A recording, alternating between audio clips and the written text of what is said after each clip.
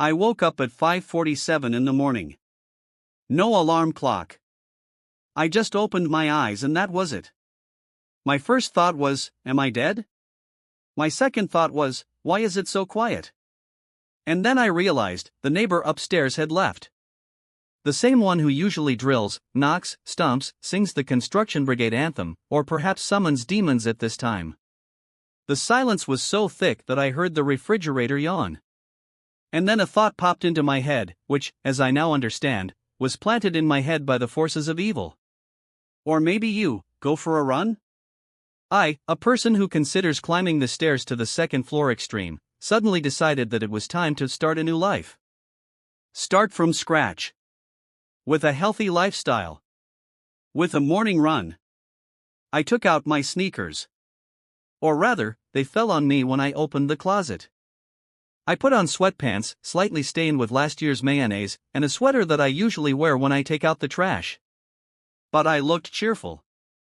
Almost like a meme, expectation Nike ad, reality depressed pancake man. I went outside. The weather was surprisingly pleasant. A light breeze, birds singing, the sky turning pink from the sunrise. I wish it were always like this. And I ran. More precisely, I ran, then switched to a fast walk. Then to an uncertain jog. Then to just walking, as if looking for lost keys. The run ended after 7 minutes and one side spasm. I sat down on a bench in the park. There was a pond nearby. Calm, like from an ad for insomnia pills. Ducks swam lazily, importantly, with an expression of "we are actually busy, but you can admire." And then I noticed, there was a loaf of bread lying on the bench nearby. Almost full. In an open bag. As if someone had forgotten it or left it for those in the know. I'm not in the know, but I love bread. Especially when it can help me not to run further. Why not feed the ducks? I thought. Why not? The echo picked up. They're just ducks, added the inner eye, which, as it turned out later, doesn't understand ducks at all. I stood up, went to the water and started throwing bread. First one duck came up. Then two more. Then a crow fell from a tree, looked and left, pretending that this was beneath its dignity. Everything was peaceful. Calm. I felt almost like a saint, the giver of a loaf of bread, the benefactor of feathers. It even seemed to me that one of the ducks nodded with approval. I threw bread, and they came closer and closer. One was practically eating it out of her hand. Soulfully. And at that moment I heard stomping. Rustling. A light but growing sound, like hundreds of mini crocs hitting the asphalt. I turned around. And saw how down the hill at full speed rushing. Army. UTK. They were walking. No, they were running. Rushing. Like a swarm of birds. From different directions, from all possible routes, from the hill, from the bushes, from behind the benches. At first I thought, well, a couple more ducks, it happens. But it was not a couple. It was invasion. The entire park was filled with suspiciously coordinated quacking. As if someone had given a signal. They moved as a single organism, as if they had a commander, an attack plan, a logistics coordinator and a battalion commander. Huh? What? Hey! I muttered in confusion, backing away. I threw the remains of the loaf of bread. In theory, this should have delayed them. Nothing of the sort. They stepped over it. One even threw me a look that could be translated as, "Seriously? You call this an offering?" A few seconds later, I was surrounded. The circle was tight, at a minimum distance. Several ducks stood around the perimeter, as if guarding the process. Some sat down. Sat down. As if for a lesson. Two climbed onto a bench nearby, another jumped onto my lap, and looked me straight in the eyes. For a long time. Without blinking. I have never seen so much contempt in one duck's gaze.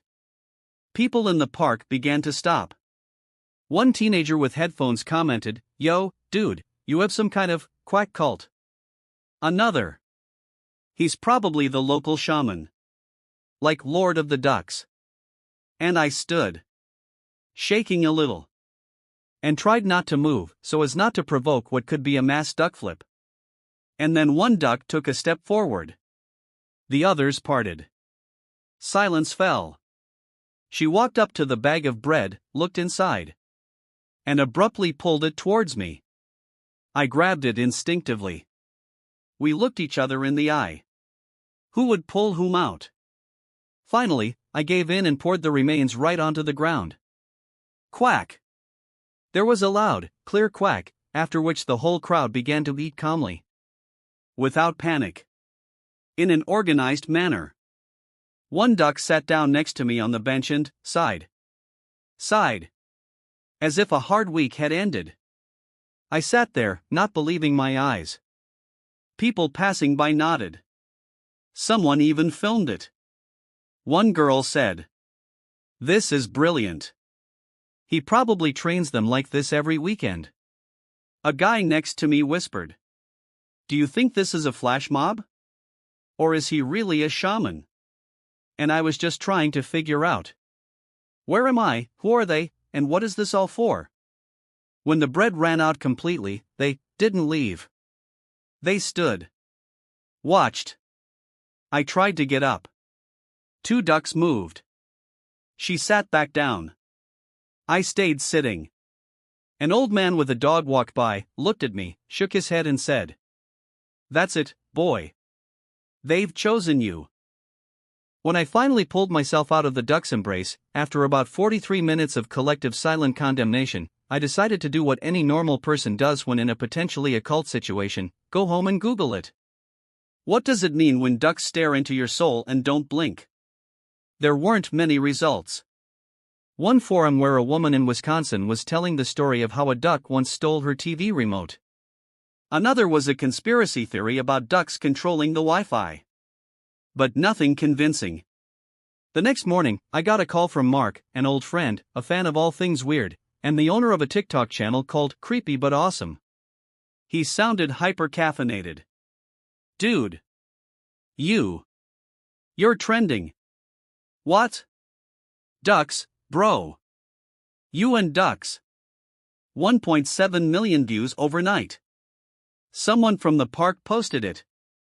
Title: Quackmaster and his army." I went in and really. In the video, I'm sitting surrounded by dozens of ducks. I look like a follower of the duck gods. At some point, one of the ducks sits on my lap, and the screen freezes with a dramatic caption. "He is chosen. He is ours."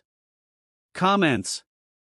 Left speech bubble: "This is the most peaceful takeover of humanity." Left speech bubble: "Quack guru, teach me." Left speech bubble: "He gave away the bread. We still have a chance."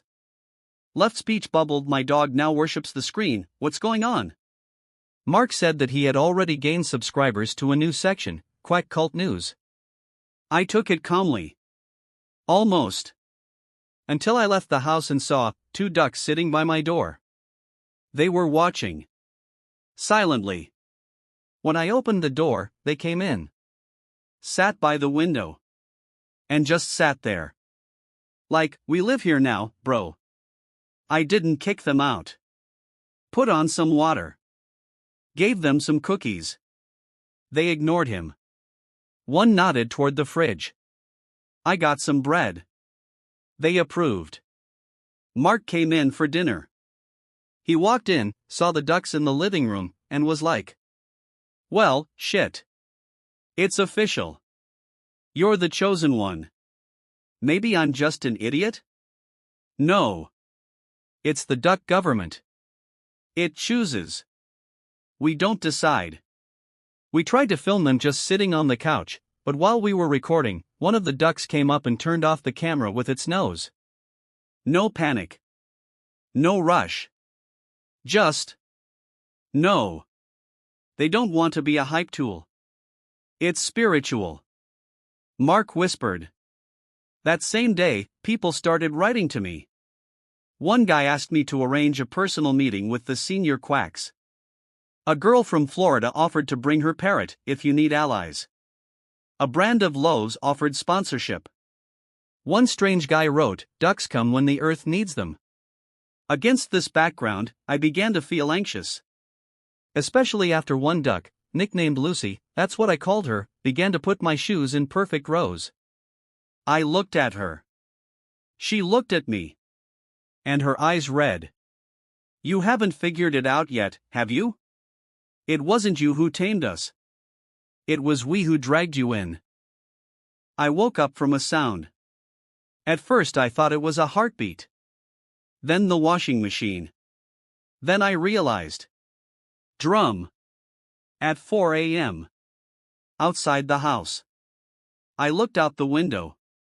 There, on the playground in front of the house, were ducks. Lots of them. Right in front of my windows. And one of them was beating its paw on an overturned plastic bucket. Rhythmically. With dignity. As if saying, "Wake up, mortal. The time has come." I put on a robe and went downstairs. It was cold, quiet, and only the ducks looked at me like a boss late for a meeting. They parted like the Red Sea when I came closer. In the middle of this duck circle lay an offering. "What is this?"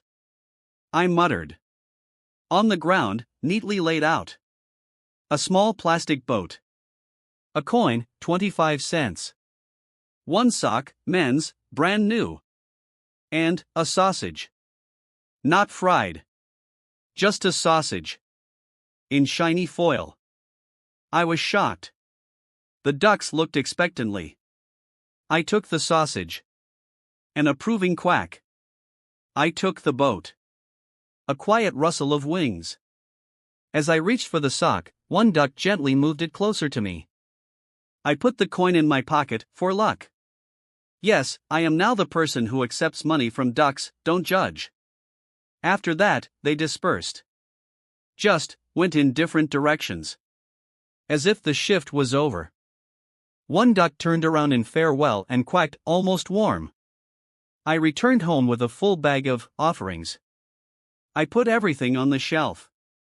Next to the bread. The next day I got a package. No return address. Inside was a soft pillow in the shape of a duck's head and a note. "So that you'll be soft when you become the great quacker. D." I froze. Who is D? Why does he have such a cute pillow? And what is going on? In the evening there was a knock on the door. I opened it. Grandma was standing there. With a cane. In a knitted vest. And a serious face. "You, the one. With the ducks." "Well, yes. I knew it. Fate chose a fool again." "Excuse me? I'm Martha. Go and pour me some tea.